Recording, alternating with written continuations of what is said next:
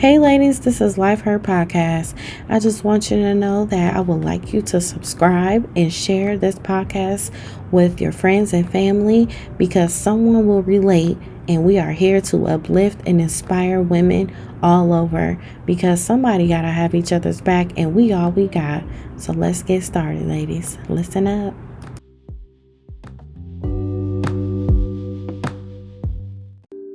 Hey ladies, this is HER podcast, Yvette Lloyd. I would like to welcome Star Melancon. Hey Star. Hi, how are you? I'm doing good. So tell us a little bit about yourself. Oh, well, let's see. Where do you want me to start? So my name is Star Melancon. I am a Bay Area native. So I'm in Northern California, the San Francisco Bay Area. Born and raised in Oakland, California. I am a women's finance strategist. And so I am the founder of SHEbuildingHER, and what we do is we assist women in strategizing to meet their financial goals, short term and long term. So we do that in a lot of different ways: investing, budgeting, saving, debt repayment, things like that. I'm also a wife, a mother of two amazing sons, and an HBCU graduate. I like to throw that in there just because You better.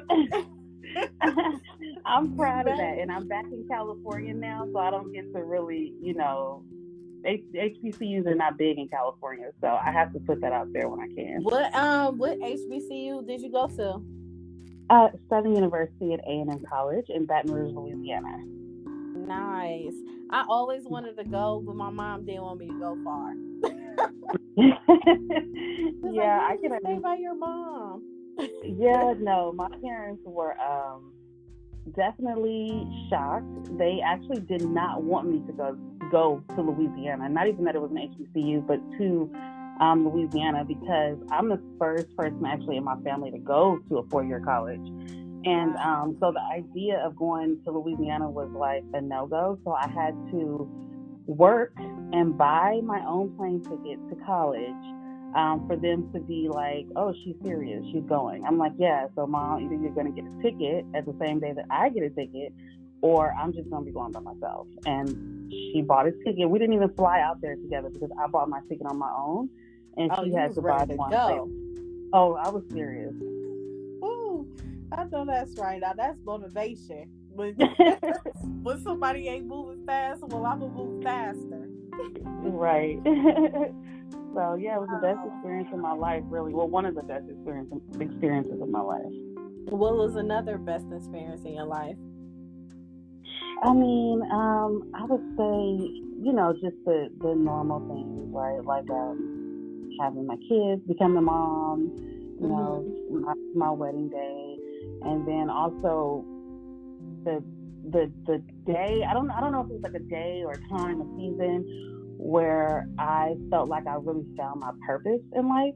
Like, this is gonna sound weird, but people used to always say, when you're on this journey of like, what am I supposed to be doing? Like, people always say, do what's your passion, or do what you're good at, and the money will follow, or things like that. I had no idea what that meant. Like, it used to make me so frustrated when people said that, because I'm just like, is there a book I can read to tell me about this? Like, what are you talking about? What is passion, purpose?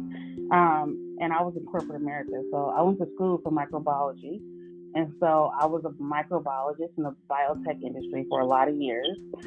And I was working and I was fine. I was good at it. I enjoyed it, but I knew that it was not what I was supposed to be doing. And so the time in which I figured out what my calling was like one of the really best experiences of my life, which is what I'm doing now. So that's why I was able to transition full time. Like, this is not a side hustle for me. This is not just a business on the side. This is like my bread and meat. This is what I do. This is what my life consists of as far as my business. So yeah, that was another really amazing time in my life. Wow, that is amazing. So tell me a little bit more on how you strategize on helping women with their financial goals as far as budgeting, savings, investments, and things of that nature, especially retirement. I really like that you do the planning for retirement, because a lot of us are business owners, and some of us don't even know about our retirement while working either. Absolutely. So that you bring in some really good points. So I hope you're ready, because I am a talker. Okay, girl, I'm ready. I'm ready. So you just triggered like 3 different thoughts in my mind with that question. So I hope you're ready. But I can say the first thing is, finance and money and financials is really just one big pie, and all of these different things, budgeting, saving, investing, retirement plan, all these are just different pieces of the pie, right? So I find that when people try to just focus on one, like, oh, I just want to build my credit, or I just want to create a budget, or I just want to start investing in the stock market, like it'll collapse, right? Because you really have to take, an individual at a whole, a whole individual, and really make sure that you're giving some attention to each area. So that's why I cover such a range of financial topics. But so what I do is, specifically for me, and I do want to clarify, when you speak to financial professionals, they'll say short-term and long-term goals. Usually a long-term goal is 10 plus years, and a short-term goal is about 5 years. For me, because I work with women who look like me and have similar demographics and backgrounds as I do, I know that it's more realistic to say that a long-term goal for someone like me is 5 years, and a long-term goal is 5 years, and a short-term goal is 1 to 2 years. So I want to clarify that, because if other financial professionals are listening to this, when I say long-term and short-term, they'll be thinking 5 and 10 years. This is going to be like 2 and 5 years, okay? Okay. Because again, most of us didn't have the money conversations coming up, so we don't have like the same, and I'm not going to say one is right and one is wrong, but we don't have the same blueprint for money as a lot of other people do, okay? So that's the first thing. Secondly, honestly, I got even into investing, because I was tired of being the cliche Black woman in corporate America. I was the only Black woman in my department, and probably even in the supporting departments.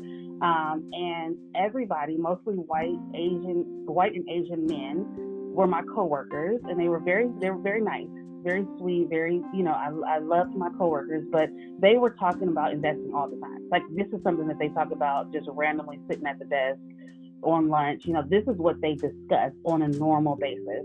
And they would explain things to me, but it was just them explaining things to me. Like, I had no prior knowledge about the stock market, about, the retirement, and even the way like retirement plans, 401ks and things work, or that 401ks actually invest in the stock market, and that's how you make your money in your retirement plan. Like, I had no idea about any of this, right? And so I was tired of being the statistic, right? Because you don't want to be sitting there, the only Black person, and they're having a conversation about something like that, and it's known that you don't know what's going on. It made me feel so small, so insignificant. I felt like, even though these were my peers, I had nothing to bring to these conversations, and it made me really insecure. And so that really is what started my journey, coupled with this underlying fear that I have inside of me that I'm going to get to a certain age, over 60, and not be able to physically move around and make money the way I would like to, and that I won't have enough money to support myself, after a certain age. That's a very scary thought to me. Like, oh, okay, you can't go out and make money like you normally would, just physically, and you don't have enough money to survive even comfortably from 65 on to whenever, you meet your maker. That's scary. I don't want to be struggling when I'm old, period. I don't want to struggle. So that is what got me into really focusing on what retirement is, and then also investing in the stock market, because I knew that I had to have multiple streams of income in order to support myself, short-term and long-term. So there's the background. Wow. That's the background. Yeah. So investing is very important, and I think sometimes, like, even for like prime example, everything is the talk right now about everyone getting their stimulus check of $1,200, and to a point where it can be an investment, even though some people they don't have the extra money to invest. They really need it due to them not working. However, if some people still doing working from home and doing other things in that nature, do you think it's a good idea for them to invest in that 1200? So I'm gonna tell you like this. Yes, I do. Now you're right. Some people simply do not have extra income right now, right? They just don't have it because they're strapped for cash, all these different reasons, and they don't have it. I'm gonna say two things. One thing is, like, I have a group right now. I do like these private investing groups. It's called PSIG. It's a women's private stock investment group, and my girls invest either $50 a month or $100 a month in the stock market. And that's because I needed to be able to create a platform to meet people where they are, right? When I started investing, I used to see so many different programs. It's like, if you have an extra $500, just invest now. I'm like, well, I don't have the extra $500. Right. So I guess the stock market is not for me, right? No, that's not the case. Like, you can invest with wherever you are. You know what I'm saying? Like, I just told people recently, we have banks right now talking about bankruptcy. We have financial institutions talking about going out of business. When people start, when financial institutions start talking about, like, speaking that kind of language, we as consumers and investors, we need to start thinking about commodities, right? Commodities are something that hold value in themselves outside of the paper dollar. So what did my girls buy last class? We bought stock in gold, grain, energy, bandwidth. These are the things, and gold costs $20. You can buy into one of the top performing gold mining companies for $20 a share. Mm-hmm. You see what I'm saying? You start where you are. If you have a $1,200 stimulus check, yes, I say, yeah, put $100 at least. If you can't, like, invest a large portion of it, mm-hmm. invest something. Start just getting in the mind frame of putting something aside to invest in your future. You see what I'm saying? I don't care if you make 10 cents over the next year or 3 months. It's better than you having spent it and not having it anymore, or it's sitting there and depreciating and you lose 10 cents because the value of the dollar is decreasing, if that makes sense. Yo, it makes a lot of sense. But if it doesn't make sense to others, can you elaborate more on it? Yeah, absolutely. So, first of all, yes. If you're getting a stimulus check, do I suggest that you invest? Absolutely. Yes. When it comes to investing, you have to decide what's important at that moment for you to invest in, and you have to decide how much money you have to put into it, okay? And I'm going to tell you one thing that you don't want to do. You don't want to get overly excited about investing and be like, I'm going to put $300 in there. Because if you put too much, what are you going to do?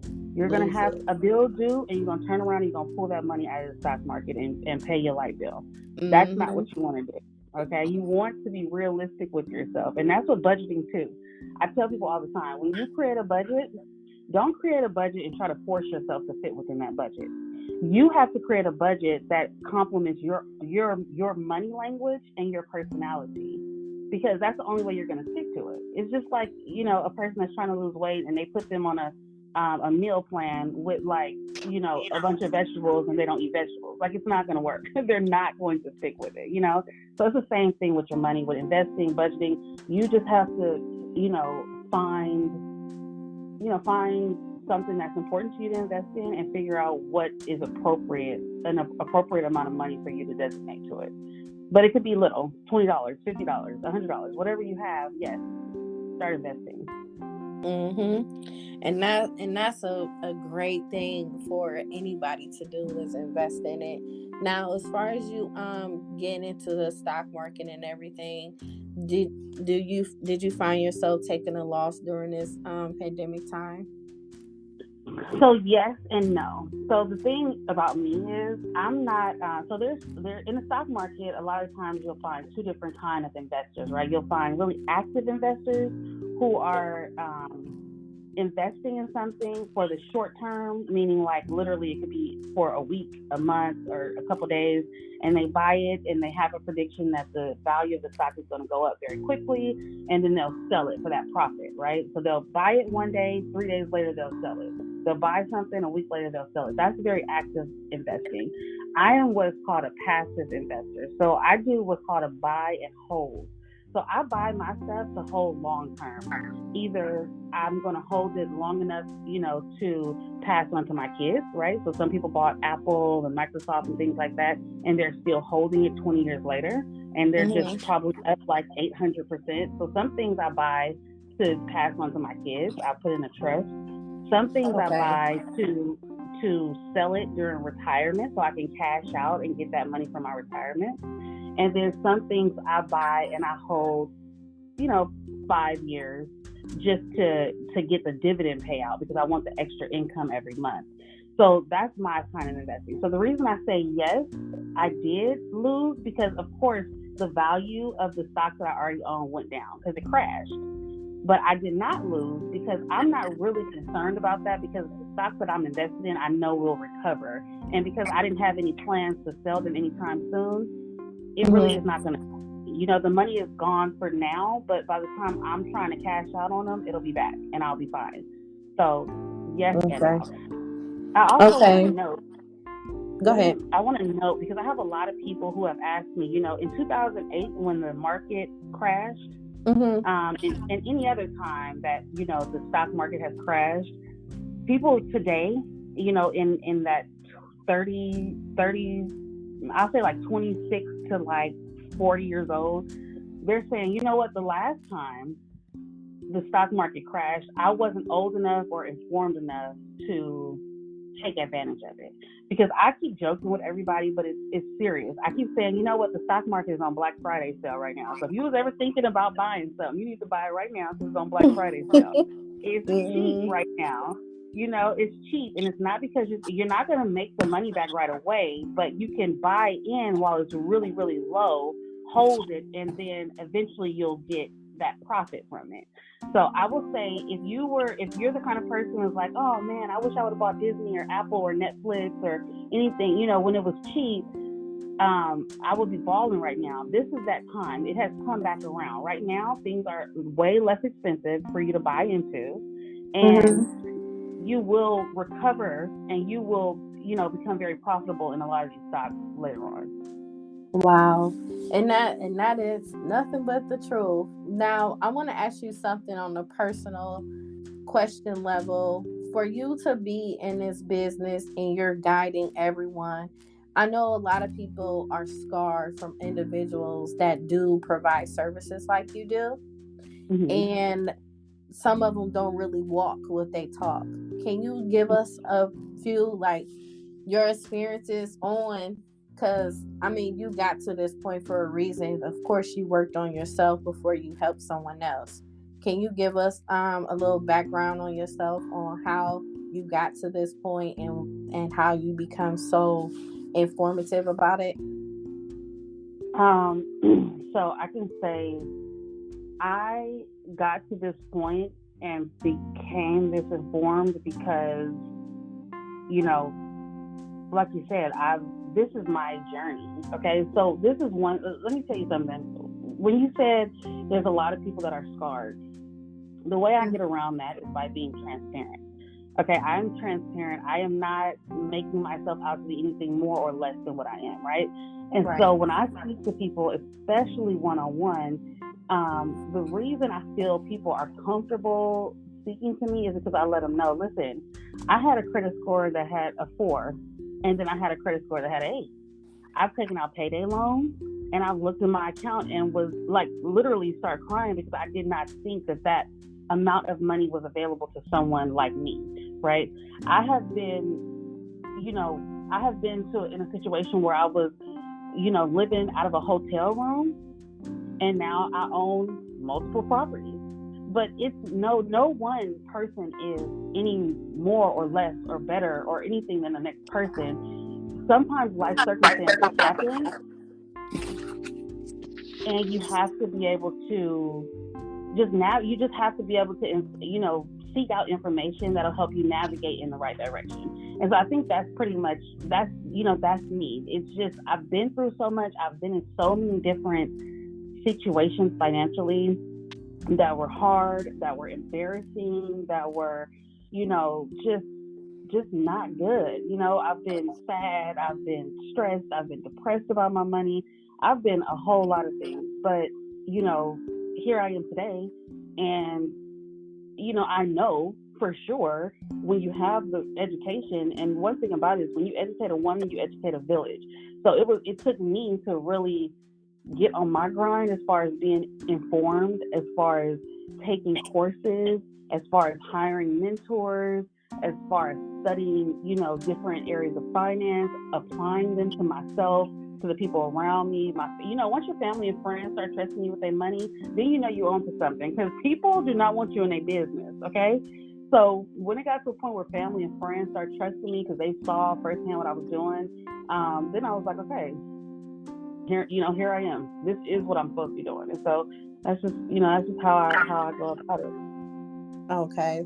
And that's wonderful that you overcame that, because some people don't have the opportunity to, or are not informative about it or anything. And it's a blessing that you came up out of that, and it's to a point where you're using what you taught yourself and you're using it on to help other people as well.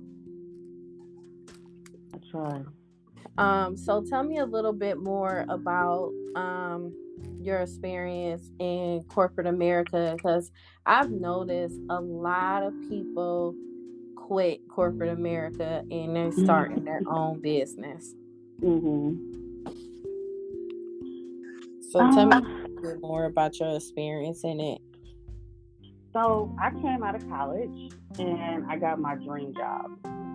Okay, I got my dream job. I was working for Fortune 500 company right in the heart of San Francisco. I was making a lot of money. I was making a lot of money.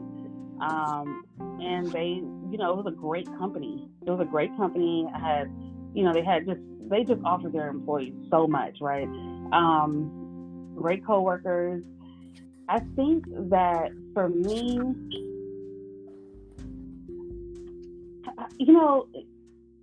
corporate America is for some people and it's not for others. For me, I got to a point where I knew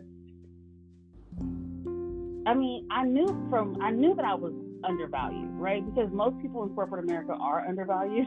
That's just the reality. Like, I say it like this: if you're making a whole lot of money at your job, it's because you're making your job a whole lot of money. Do you see what I'm saying? So I don't care how much you're making, it's really going to be a drop in the bucket compared to what you're making them. And that's just the reality. And so once I realized that I was grinding it out so hard, working on myself, working on my skills, development, and then I was taking so much time away from my family because I was commuting back and forth, and just all these elements that were building up inside of me. And then to couple that with knowing that I was not passionate about it, for me, it just made sense to transition. Like, it just made sense. I just started really, really putting, like, I was working full time, and then I would come home on the bus that they provided from work to, home. And I would just be grinding out on my business, on the bus. I would be up late. I would get up early. It's just, I don't know. For me, it's just, I would prefer to put everything that I was putting into their company, I wanted to put into my company. All the development and personal development I was doing to benefit them, I wanted to benefit me. I wanted to have something passed on to my kids. I mean, I was, it was just that simple for me. It was no one big blow up. It was nothing like a bad experience with a supervisor or anything. It wasn't anything like that. It was just, it clicked that I was supposed to be doing something else. I went deeper into my own journey with money, and then for me, it just fell into alignment. Really, that's just as best as I can put it. That's good. So tell me a little bit about your childhood. What was it like growing up?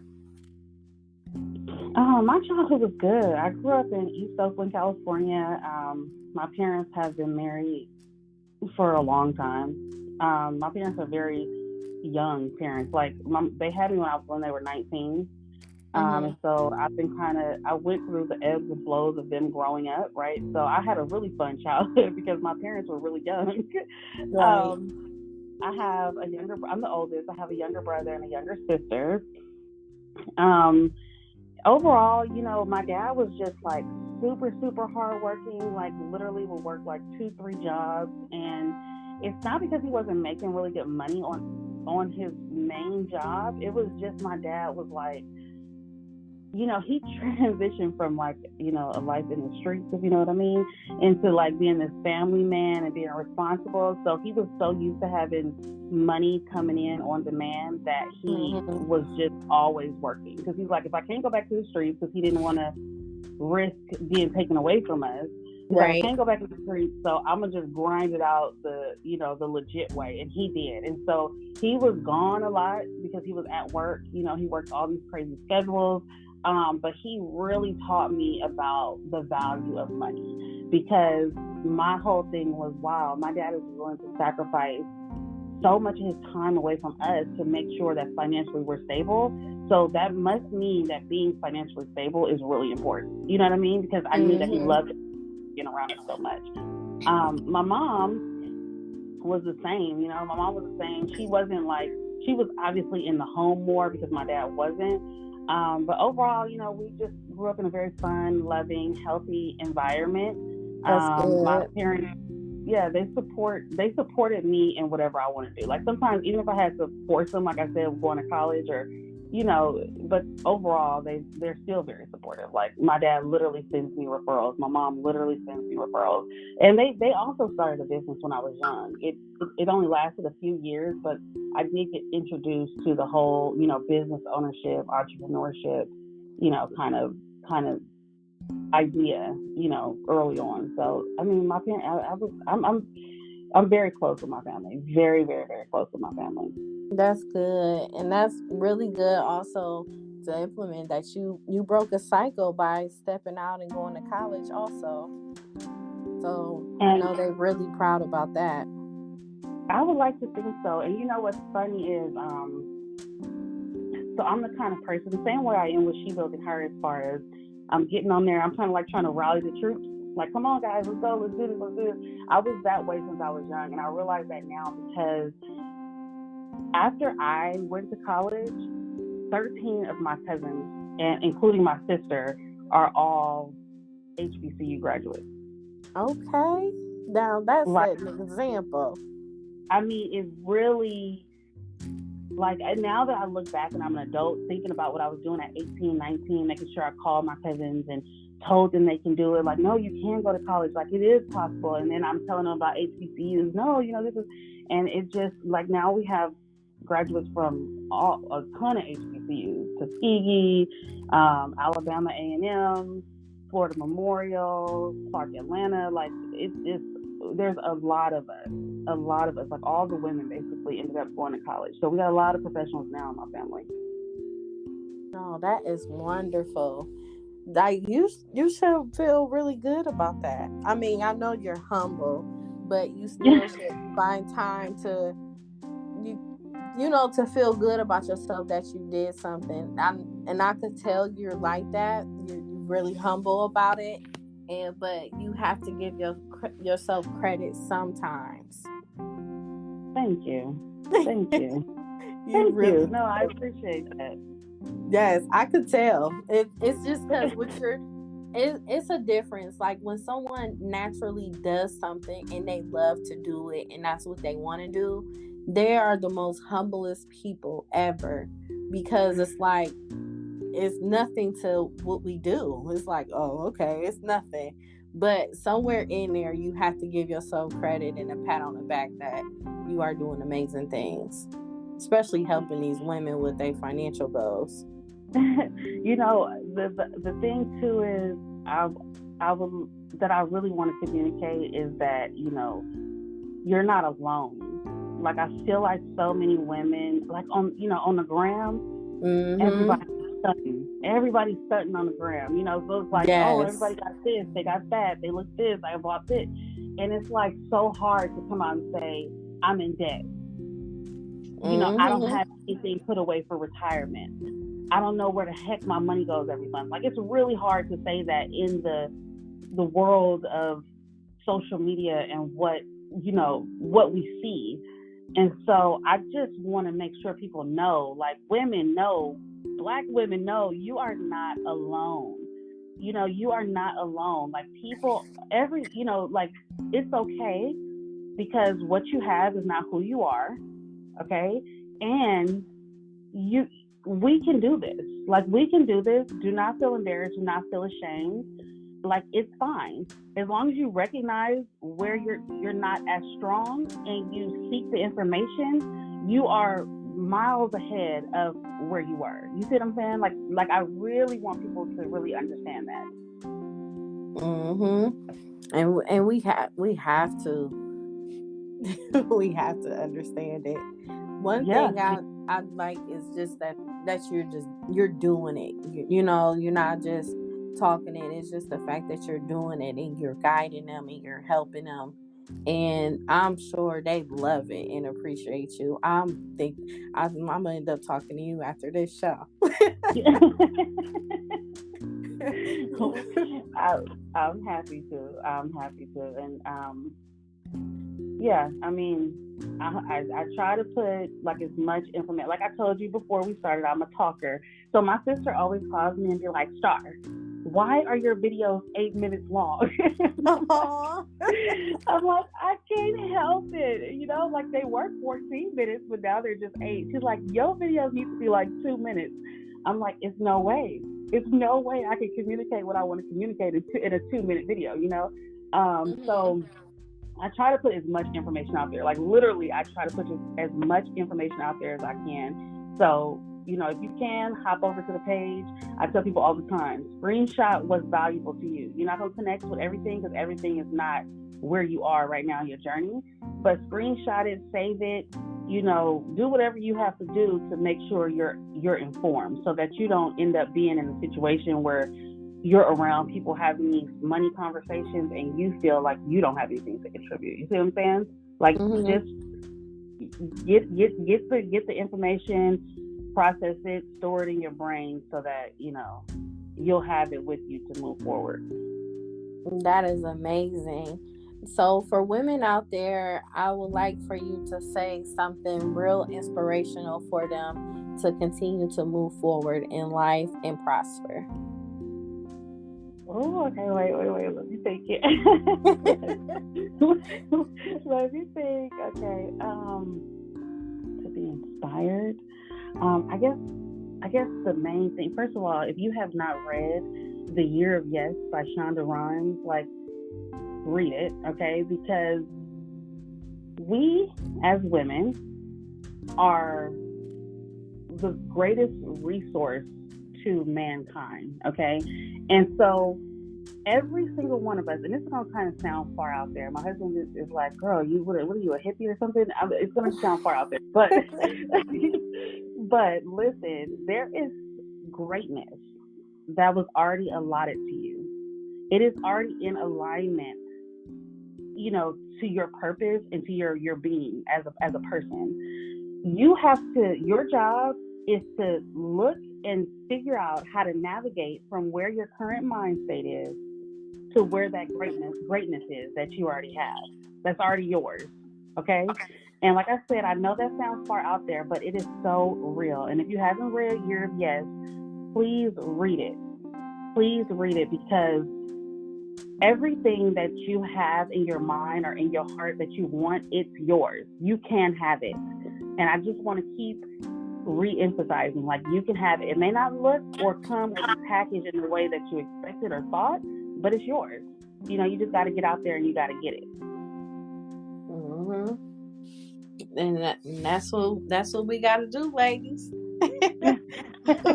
We definitely got to get it. So could you tell us how to contact you if some women want to reach out to you and gather up more information, or even you provide your services to them? Absolutely. So you can visit my website. That's going to be www.SHEbuildingHER.com.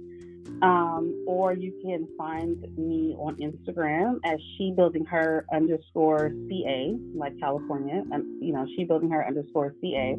I'm on all major like social media, LinkedIn, Twitter. I have like 3 followers on Twitter, by the way. I have no idea how to navigate Twitter, but anyway, Twitter, Facebook, LinkedIn, all those. I'm on all those social media platforms. But you can also just head to my to any of my pages and send me an email, a DM. I love to connect. I love to talk. You can, please, I'm not beyond approach, right? Like, you can reach out to me. If you have a question or anything, you can always reach out to me, and I'm very responsive. So, yes. And if you wanted to, I always encourage people to join my women's stock investment group, because it's really like a dynamic experience. It's 5 months long, and you're investing either $50 or $100 a month. But the biggest thing is that you are receiving a solid foundation in how to invest in the stock market, which will last you a lifetime, right? I tell people all the time, like, I'm not going to give you the meal, I'm going to teach you how to fish. And that's what I'm trying to do here. Wow. Could you tell me a success testimony about your services? I think, I guess in general, most of my clients, honestly, are women who are in that phase of, I just don't know where my money goes every month. So, I have had 2 clients, right, come to me and been like, I want to purchase property in the next few years. Like, this is what everyone says. I want to, purchase property in the next few years. And both of them purchased within 18 months.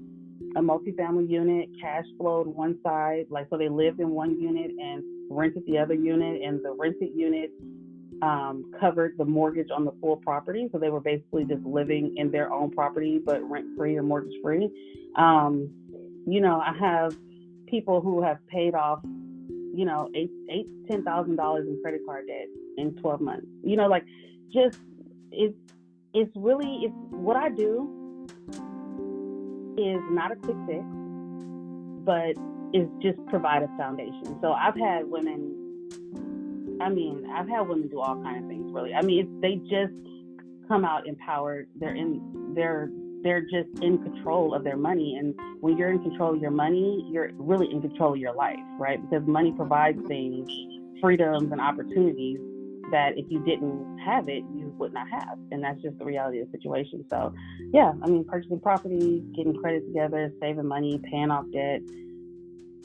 I can't go too far into anybody's situation because money is like a very personal subject. But oh, yes, it is. And I think that's the number one thing. Like, people have to trust you with their secrets. I tell people all the time, we have a more intimate relationship than you and your boyfriend. Because when is the last time, you can honestly, and it's going to be full transparency, like, if you think about every person that you slept with, how many of those were you willing to share a bank account with, right? Mm-hmm. How many of those were you willing to show, exactly how much money you had to your name? Not many of them. So we have a more intimate relationship than you and your spouse, sometimes, than you and your spouse. So I'm never going to break that trust, because that's a lot of trust to put into somebody. So yes, it definitely is. Yes. Well, I really enjoyed this interview. It was really informative. I've learned a lot myself just off the things that you shared, and I'm sure you have so much more to share. Right. Because I have watched some of your live interviews on Instagram too. You're really good. Thank you.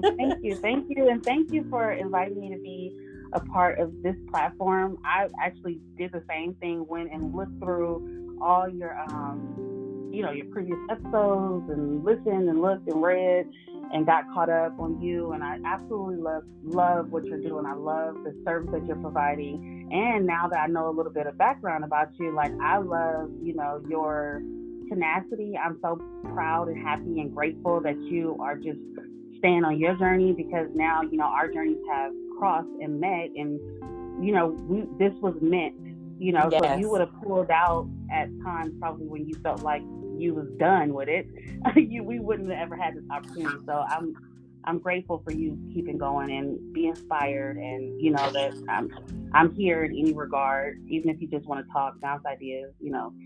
As an entrepreneur to entrepreneur, it's important to have a strong support system. So, Girl, yes. And that's been a huge lack for me for my beginning years. But now it's like I'm surrounded by some amazing women, and I never thought I would be at this point. And it's peaceful. and I can imagine, but you know what? It's because energy. You can read energy, right? So like I can tell, like you were saying about me, like I can tell this. You're doing this, and you take your time to do this because this is something that you feel is within your calling, right? This is where your heart is, and you can tell, and I can tell in your conversation, in your demeanor, even in your first email. It's like, hey, girl, I'm like, see, this is somebody I'm a vibe with. I can see that right now, So, like I appreciate keep on your journey. You are destined for a lot. So we're happy to have you. Thank you. I really appreciate that. And we're gonna have to do us a live too. I would love that. I would We love have to that. do that because Now I you don't have haven't been live yet, so it's gonna be something new for me. I've got to get used to this camera. Girl, it's so scary. Every time I go live, I literally have to like put on some music first and get myself in a real zone because I am so nervous every time I go on Instagram live. So, yeah, it ain't gonna get easier. You just do it. Yes. So thank you so much for tuning in. I really appreciate it.